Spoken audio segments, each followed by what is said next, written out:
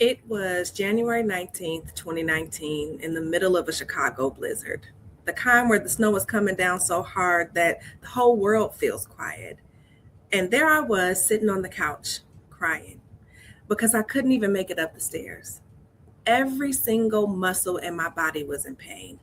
I remember trying to shift my leg just a little bit, just enough so I could stand up, and I couldn't. That's when my daughter walked into the room. And like many moms do, I quickly wiped my tears and I said the things we always say, baby, I'm fine. But she looked at me and said, Mom, you can't even get off the couch. I'm taking you to the hospital. And that moment would end up changing everything about how I live my life.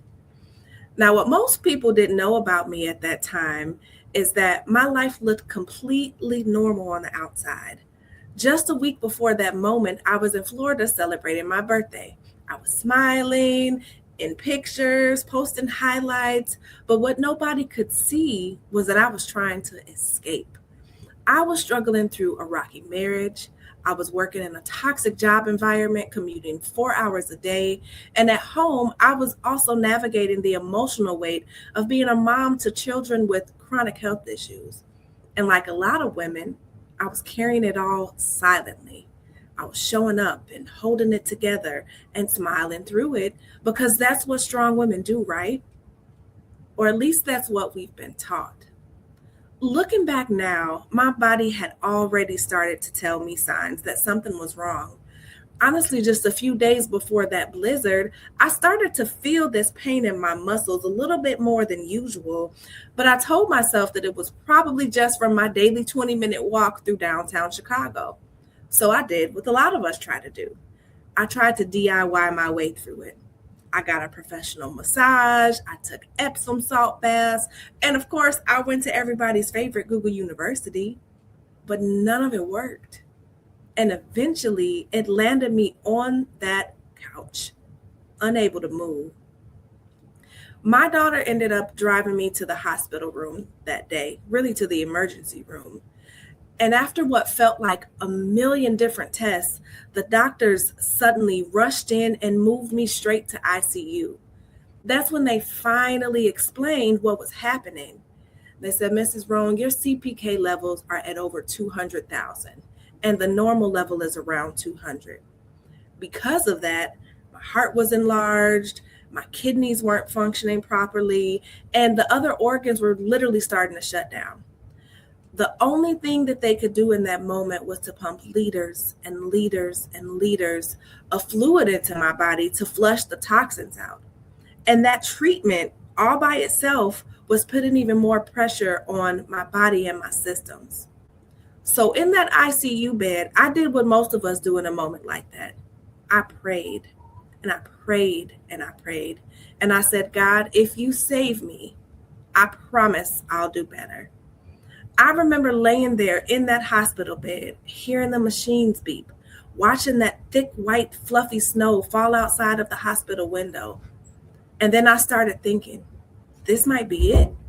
I might not make it home to my kids. And what the doctors explained to me was something I had never thought about before. They said that the extreme stress my body had been under, the pressure from work, my marriage, parenting, and everything that I had been suppressing was had started to manifest physically. My body was literally breaking down under the weight of it all. And that's when I had the realization that would change the direction of my life. I had been over functioning for everybody else while really ignoring myself. And if I survived that moment, I knew something had to change. I realized that surviving wasn't just about getting out of that hospital bed. It meant learning a different way to live.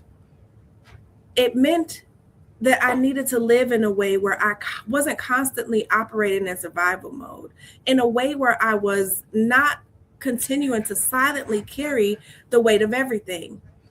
It meant that I needed to live in a way where I actually paid attention to what my life was costing me. That was the beginning of what I now call capacity management. Because capacity is not just about time, It's about the mental, emotional, physical, and relational space we have to live ourselves. We have to live and live our lives well. And when we ignore it, our bodies eventually speak to us.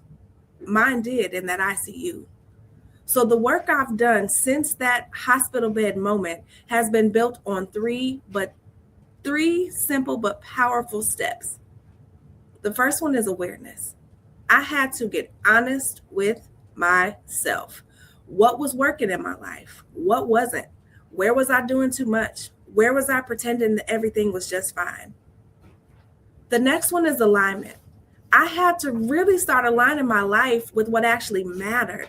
That meant looking at my marriage, at my career, and how I was showing up as a mom, not through the lens of expectations, but through the lens of what was sustainable for my life and my health.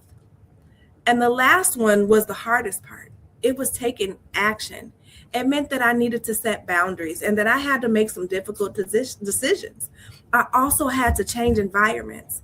I had to learn how to let go of things that looked good on the outside, but were costing me on the inside. Since that day in ICU, I've made it my mission to share this story with as many women who are carrying the world on their shoulders, the women who keep showing up, the women who keep pushing through and keep saying, I'm fine, even when they're not. Because strength should not require self-sacrifice at the cost of our health. And that lesson that changed my life is this: your capacity matters, not just for what you do, but for how you live. And if we learn to pay attention to it earlier, we don't have to wait for the ICU to get the message.